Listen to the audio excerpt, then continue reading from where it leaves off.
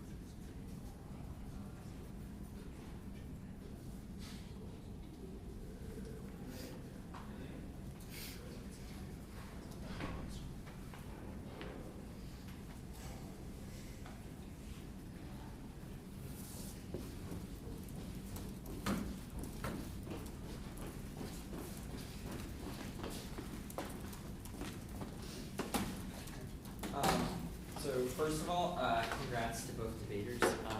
I also have speaker awards for, I need to check. I think speaker awards go to,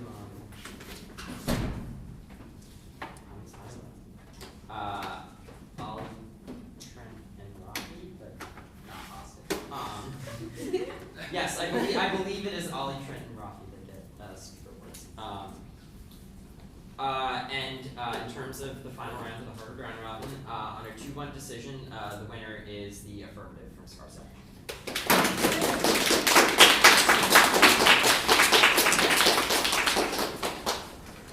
This is my first time sitting. Okay, I think Neg wins theory. I don't think F offense is compelling. I think the A point is that her interp doesn't solve. The NR's argument, which granted could have been made a lot better, is that your interp is condo plus picks, which means it still allows condo. So for all of the reasons the 2AR goes for about why condo moods clash, it means you don't solve your own interp because condo counterclaims are still allowed under your interp. He also has conceded arguments about testing for multiple angles that are key to ground, and I literally just cannot flow your 2AR responses to that. And there's also a conceded argument about how unconditional picks don't solve, because then the whole debate's about constitutionality rather than substantive clash, which seemed fairly reasonable. I also think the counterplan is just somewhat reasonable. I think you would have had to do a lot more work. I think maybe 3 minutes on theory could have been a winnable strategy, but I don't think making one response to his arguments was going to be sufficient because he spent a lot of time on it. So substance, I think the 2AR substance extension is just not sufficient for me. So to step back, I really don't know what it means to be about structuring institutions overall. I think that's something that if you want to win, you have to explain for more than 15 seconds. So I read your Butler card, and it uses the word protects, speech protects platforms to reflect on difficult problems, and debate functions as a meeting ground, which are all kind of active verbs that imply something forward-looking about the future as a result of your action. And I don't know what the difference is between that and what the counterplan is doing, because it seems like if the neg, which he definitely does, wins that guns are intrinsically harmful, then the counterplan is just a different way of organizing our institutions. Granted, this was not all responded to by the neg, but I don't think your response was really well set up in the AC and the 1AR such that I feel uncomfortable doing this work for the neg. I think I would have had to be very comfortable voting for you and a good explanation of what the distinction is, and I don't think there's a distinction between the consequences of why the neg is consequentialist and the AF is something intrinsic, because I think the neg wins that guns are intrinsically bad via all the offense he extends. Your only other weighing argument is Butler, but this card is just real bad. I think it would have to be quite good to make the claim that one instance of speech restriction would spill over to all others, but this card just does not even get close to saying that. And that could be an analytical weighing argument, but that's just not an argument. There's a sentence about why that's the case, but I don't have a reason. And I think there are a lot of reasons why the counterplan solves, and intrinsically it would be better for promoting agonism. Okay, cool. I have a little point to that because I think that all these reportedly wins reject winning theory. There are a couple arguments that are not dealt with, in particular the arguments about how you say what you want me to wear, and that's irresolvable from this position, or I have to be mean, basically, which I think ends up being true as you go through and you're this is false, you could make better theory arguments. It is true that I don't have to either use judgment or reject theory. However, you do not impact what I should do with the RBI stuff at the point where I reject one theory, right? Is there still an RBI? Seems implausible given the way those arguments have been framed, but additionally, I don't think you're winning those RBI arguments, because when you're extending it throughout as just a term of the time skew stuff, and the warrant that she's extending is not time skew, but rather a feature of the 2N, and so it's unclear, or it seems like the weighing there is more specific to the point actually being discussed. So given that, I reject the 1AR shell, and I don't think you get a 2AR, you get an RBI off of my rejection of the shell. So I evaluate substance. The question is very simple, which is, do I see a difference between the type of consequence on the counterplan and the type of intervention displayed by EHA? I think the explanation on both sides of this was minimal, but the way that I rate this, and the reason that I buy the move that the 2AR makes, is that what has flowed specifically from the 2N is your offense, so first there's the no warrant argument because guns intrinsically do it, and the second argument is your offense is also consequences, backlash. So the 2AR extension says, fine, guns are intrinsically something or other, but because it's a consequence of the policy impacting agonism, rather than a structural change that does something that is unagonistic, right? There's a degree of separation in the same way that what I was thinking of was like, in the same way that affects topicality is, maybe that's, I don't know if that analogy helps, but Maybe. so your counterplan is like an effects topical way of creating agonistic impacts, and what the framework cares about is an action that is like a structural change that like directly does an unagonistic thing. And so, because I think there's a distinction drawn there, I vote on the Butler offense. I didn't read it. I don't really care what it says other than how it's articulated. I do think you did not help that point on the weighing by going through the like this outweighs because it justifies a bunch more stuff, because that complicates the way in which you're saying this is not consequentialist, and it makes it sound much more consequentialist. I think it's reasonable that like this justifies many more of like the type of structural restriction that you care about, but that probably is not going to make the interpretive case for you easier. It is quite possible to like, if you explain this out, you'd be able to explain your way through the distance between those types of consequences. I just think that is not done, and given that the comparison is to a type of consequence that is the same variety, but that like she kicks as not the impact that links to the framework, or I'm not sure if the backlash stuff or the stuff about deficits was ever like direct offense in the framework rather than preemption. So that's why I voted that offense. Okay. I voted F. Similar-ish, but slightly different. I actually thought the F was ahead on theory. I didn't get the articulation of the argument that the 1AR interp didn't solve conditionality. I just got that there are only standards arguments for picks. It doesn't justify why Condo is bad, and that extra plank is bad for debate. But I thought the 2AR was right that there was a clash argument for why Condo is bad. I think my problem in then evaluating the standards debate is I just think your offense for your counter interp isn't really impacted. So like, why does negflex, or negflex like somewhat had an impact, but textuality didn't really. And then like this argument which I thought was like interesting about how uncondo picks who make the debate just about like one thing wasn't impacted at all, or like why that mattered, or education over fairness or anything.